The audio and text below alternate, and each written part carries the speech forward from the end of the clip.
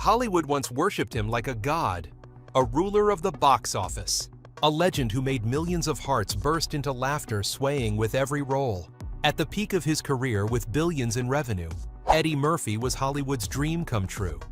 But then, darkness struck. A haunting childhood death, a shattered marriage, a scandal that shocked the entire world. Eddie Murphy plunged from the very top straight into the abyss, fast, fierce, leaving no one a chance to breathe. Now at 64, he has it all: money, fame, children. But what about happiness?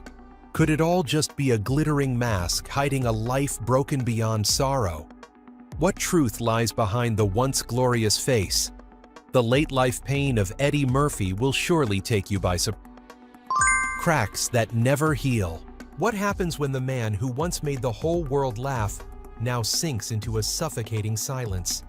At 64, Eddie Murphy's story no longer glows under Hollywood's bright lights, but is instead drenched in regrets, betrayals, and losses that cut deeper than any glory could ever mend.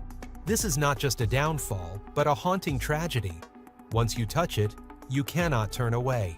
Eddie was born on April 3, 1961, in Brooklyn, New York. That little black boy grew up in a poor working-class family. Eddie's father, Charles Edward Murphy, was a traffic cop and also an amateur comedian at local bars. It might have seemed like an inspiration for his son, but fate was brutally cruel. When Eddie was just 8 years old, his father was murdered in a crime of passion, a bloody death recorded in police files. The 8-year-old boy lost his pillar of strength, and that trauma followed him all his life. Eddie later confessed that his memories of his father had almost vanished, leaving only a vague emptiness and a wound that never closed. The pain did not stop there. After her husband's death, Eddie's mother Lillian fell into deep mental despair. She was hospitalized with serious illness, leaving her 2 sons, Eddie and his older brother Charlie, adrift. That year, Eddie, only 8, was placed in a foster home. For a whole year, he lived in a stranger's house, with a guardian he later described as a black female fascist, turning his childhood into what he called the worst days. With no mother's arms, no father's figure, Eddie learned to escape through imagination. And the only weapon he had was laughter. Few people know this.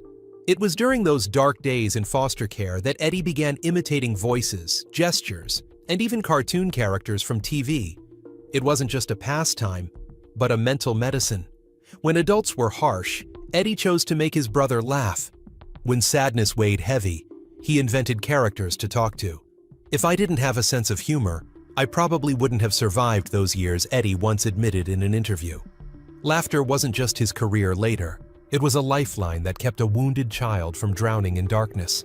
Fortunately, by age 9, Eddie's mother recovered and remarried Vernon Lynch, a manager at an ice cream factory. The small family reunited and moved to Long Island, living in a modest apartment. Life wasn't abundant, but at least Eddie had a home again. Still, those childhood scars left deep imprints. Losing his father at 8, being separated from his mother for a year, growing up in poverty, adrift in cruel fate. All became cracks Eddie carried for life, a shadowy memory that followed him even when he stood under the brightest spotlight.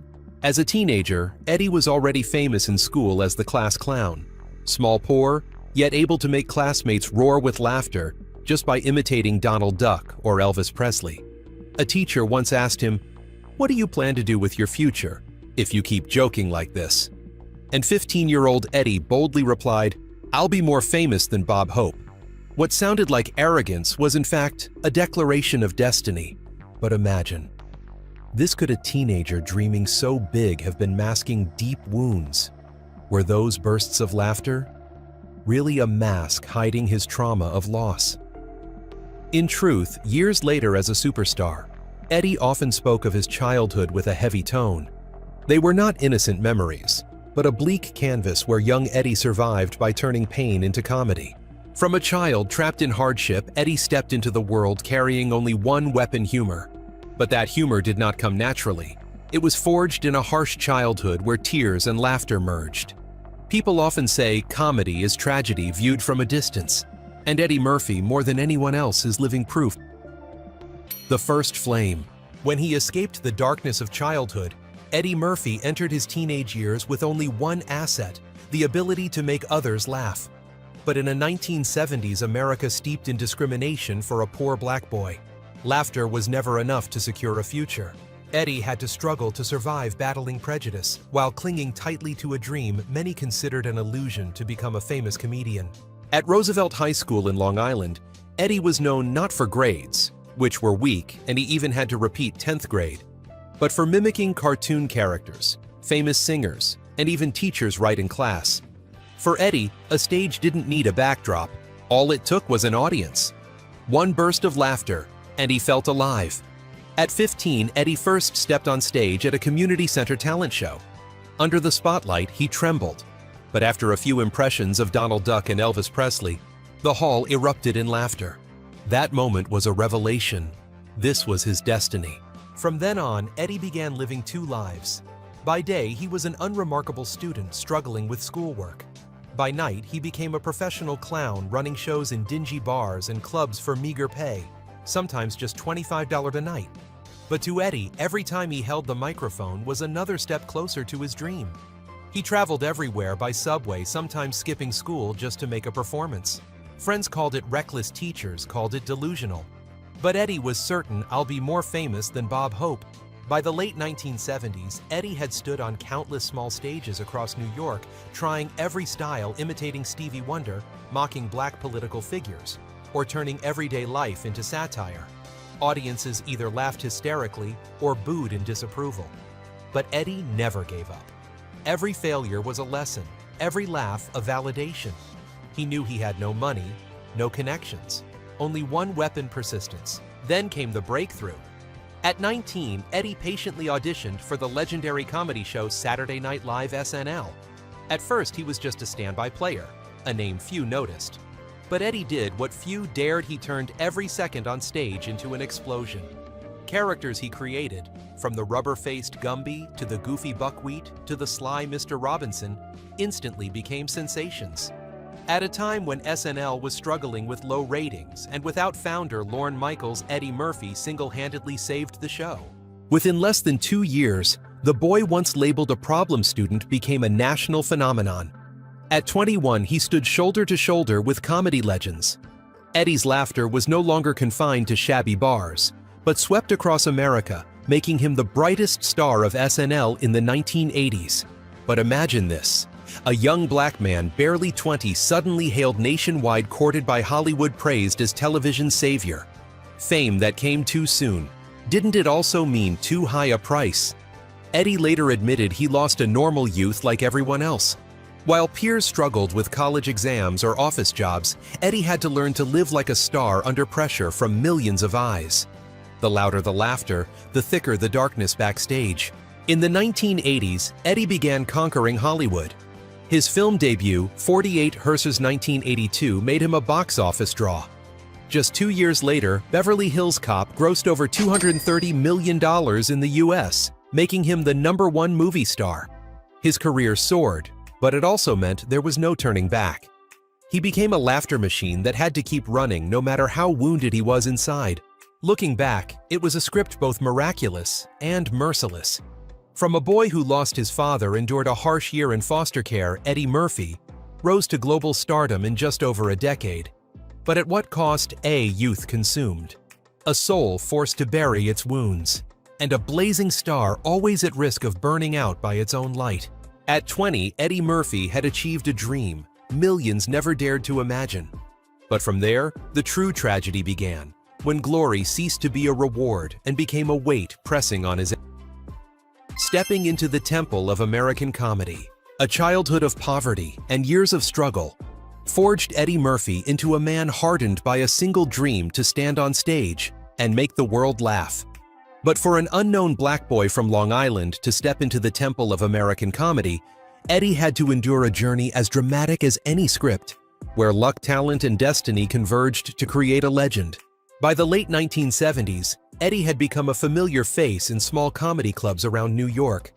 With mischievous eyes and a smile both cocky and charming, the 18 or 19-year-old would step onto cramped stages, dim yellow light casting across his face, and within minutes, the whole room erupted in laughter.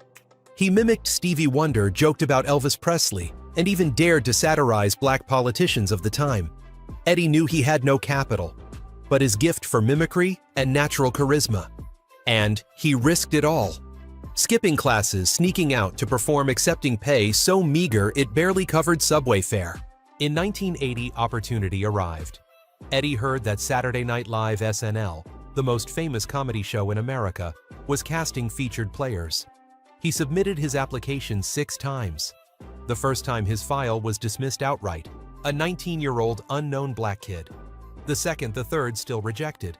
But Eddie didn't give up. He came back again and again until finally the SNL team took notice.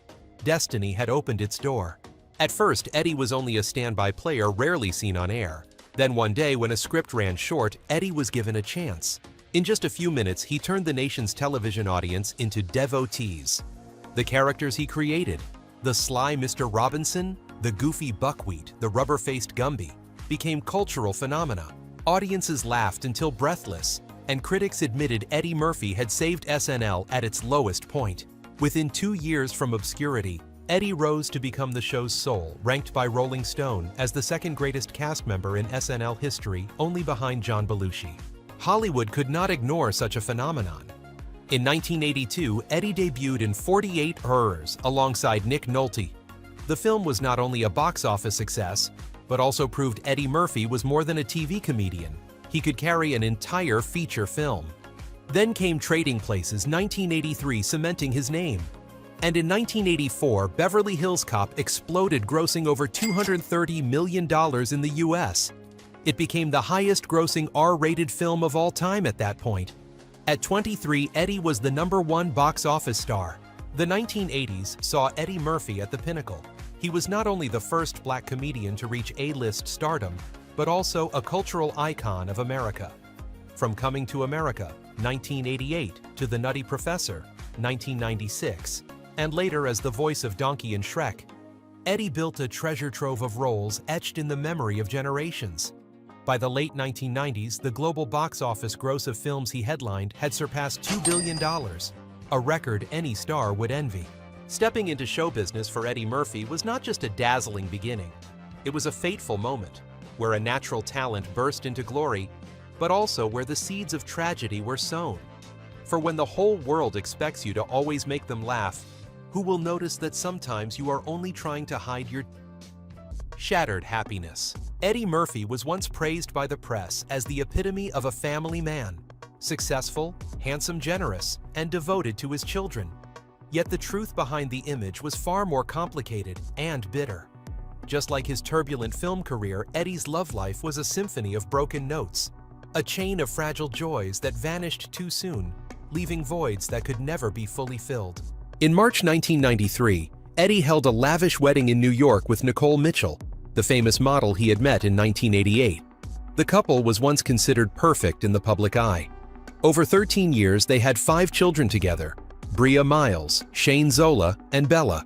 Their radiant family photos and red carpet appearances built the image of Eddie Murphy, not only as a movie star, but also as a fulfilled man in real life. He once declared, "The most important thing to me is not the movies, but my kids." But the glow of fame could not preserve happiness. In August 2005, Nicole suddenly filed for divorce, citing irreconcilable differences. By April 2006, their 13-year marriage officially ended. The news shook Hollywood. For Eddie, it was not only the collapse of a home, but also a heavy blow to the model father image he had carefully built. The divorce left him adrift, stripped of emotional support and facing a void impossible to fill. Just a year later, Eddie became embroiled in a scandal with singer Melanie Brown, Mel B of the Spice Girls. When Mel B was pregnant, Eddie publicly claimed he wasn't sure the child was his and insisted on waiting for a DNA test. On April 3, 2007, Eddie's 46th birthday, Mel B gave birth to a daughter, Angel. The DNA test confirmed Eddie as the father, but the controversy had already dealt serious damage to his reputation. A man once proud of fatherhood now faced public outrage for denying his own child. Angel grew up under the glare of media attention, carrying the pain of once being rejected by her biological father. After that turmoil, Eddie made headlines again with a whirlwind wedding to Tracy Edmonds, a film producer and the ex-wife of singer Babyface.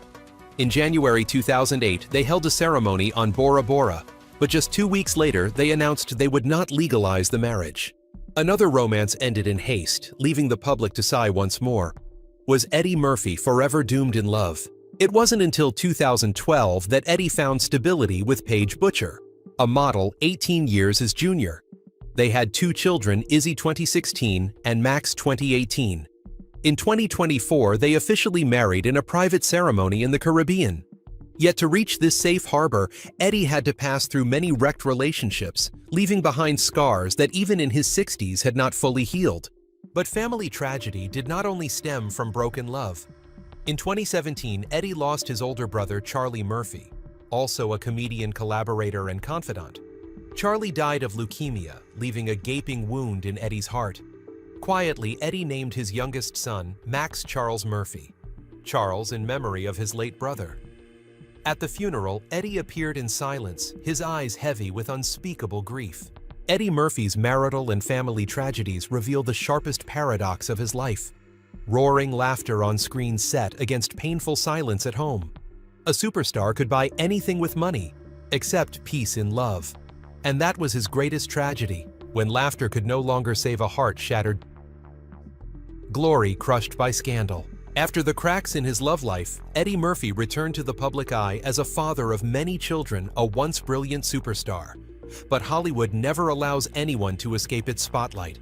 And just when he seemed to have secured lasting glory, Eddie was thrown into a series of crises that left the world stunned. In 1997, when his career was stabilizing again, thanks to the success of The Nutty Professor, Eddie suddenly became the center of a scandal beyond belief. In the early hours of May, 2nd West Hollywood police stopped his car. On the passenger seat, they found Adesona Sayuli, a transgender sex worker. The shock exploded across headlines. Eddie Murphy, family man, multi-million-dollar superstar, caught in a humiliating situation. Though he insisted he was merely giving a ride, and though no criminal charges were filed, his honor was shattered. Tabloids tore him apart. The public gossiped, and Hollywood regarded him with suspicion. A once shining monument was instantly smeared with mud. But scandal was only half the tragedy. The other half came from his career. Entering the 2000s, Eddie appeared in one flop after another. The Adventures of Pluto Nash. 2002 burned through $100 million but grossed only $7 million, becoming one of the biggest bombs in Hollywood history. I Spy 2002 disappointed. Then Norbit 2007, the film Eddie hoped would restore his reputation, turned into a disaster, winning him 3 Golden Raspberry Awards for Worst Actor, Worst Supporting Actor, and Worst Supporting Actress. From box office superstar Eddie was branded the king of garbage films. The cruelest irony came in 2007. Eddie won a Golden Globe and received an Oscar nomination for Best Supporting Actor in Dreamgirls. But just weeks before the ceremony, Norbit premiered and was mercilessly trashed by critics. Eddie's image plunged. The result, the Oscars slipped through his fingers. A bitter loss. People said it was Norbit that killed his only real shot at the Academy Award. From then on, Eddie gradually disappeared from Hollywood. He chose seclusion, taking few roles, only appearing occasionally. Some said he ran away to avoid further ridicule. Others believed he was exhausted by years of highs and lows.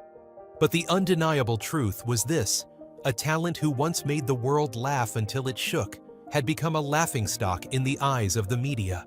This crisis was not only a career downfall, it was a wound to Eddie Murphy's pride. A man once hailed as a god woke up one morning to find his name splashed across tabloids under shameful headlines. A superstar who had earned billions at the box office was now called a dead star.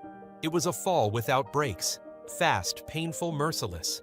And so looking back, one can't help but ask, perhaps Eddie Murphy's greatest tragedy was not the scandal or the flops, but the cruel paradox of Hollywood itself, the place that lifted him to the skies, only to be the same hand that pushed fame, but lonely. There are artists who in their twilight years find peace in the gentle glow of tribute ceremonies, in the warm embrace of family, and in the tender memories cherished by their audience. But Eddie Murphy is different. At 64, he is still remembered worldwide, still one of the greatest comedy legends of all time. Yet his life is overshadowed by a painful paradox. The more famous he is, the lonelier he becomes. After years of scandal, Eddie chose to quietly step away from the spotlight. Once hailed as a god, then mocked and abandoned by Hollywood, he realized that if he kept running in the ruthless race of show business, all that would remain was exhaustion. So he retreated behind the curtain, living a modest private life, as if to hide himself from the camera's gaze. Today, Eddie Murphy is the father of 10 children from 5 different relationships. The eldest, Bria, was born in 1989, now in her 30s, and working as a visual artist. The youngest, Max Charles, was born in 2018, when Eddie was already 57 and is still learning the alphabet. Between those two lies nearly 3 decades reflecting the ups and downs of his life. Eddie often says, "The greatest thing in my life is not movies, but my kids." He can spend hours talking about them, his pride when watching them grow up, the warmth of hearing their laughter at home. Fans still catch glimpses of him in ordinary moments, dropping his kids off at school, attending graduations, or simply smiling at the family dinner table. Yet in that seemingly happy picture, loneliness lingers. With 10 children, Eddie never managed to keep a lasting home. Failed relationships, fleeting marriages, affairs exposed to the public, all left deep scars in his life. People say Eddie is wealthy, Eddie is powerful, Eddie has many children. But is Eddie happy? In his sprawling Beverly Hills mansion, when night falls and the city lights flicker outside the window, perhaps he still sits alone, silent before a shelf of trophies. Fame fills the room, but the silence is deafening. Eddie's artistic career did see flashes of revival after his retreat. "Dolomite Is My Name" 2019 was warmly praised, restoring his critical respect. Returning to Saturday Night Live after 35 years, Eddie won an Emmy in 2020, proof that his talent had never left him. But unlike in his youth, he no longer appeared constantly. Eddie chose projects carefully, only saying yes when he truly wanted to. The hunger to conquer Hollywood had given way to the calm of someone who had tasted both glory and bitterness. In one conversation, Eddie once said, "I disappeared not because I lost passion, but because I didn't want the audience to get sick of me." A half-joking, half-bitter remark, humorous yet poignant. It reflected his experience. He knew the cruel rule. Hollywood can make you a legend overnight, then cast you into oblivion the next morning. Eddie had lived through both extremes, and now he chose to live freely away from the whirlpool of scandal. At 64, Eddie no longer seeks public validation. He is content being a father to his 2 young children with his current wife, Paige Butcher. The man who once made the world roar with laughter is now happiest listening to his kids practice reading, smiling as they explore the world with curiosity. Yet even in those moments, the question lingers, is this peace merely a wall he built to shield himself from a past full of wounds? The fame remains, the fortune endures, his iconic roles still live on in the memories of millions. But when the stage lights fade, when the laughter ceases, only Eddie Murphy is left. Older, quieter, lonelier than ever. He is like the last performer in an empty theater, standing on stage, listening to the echo of his own voice.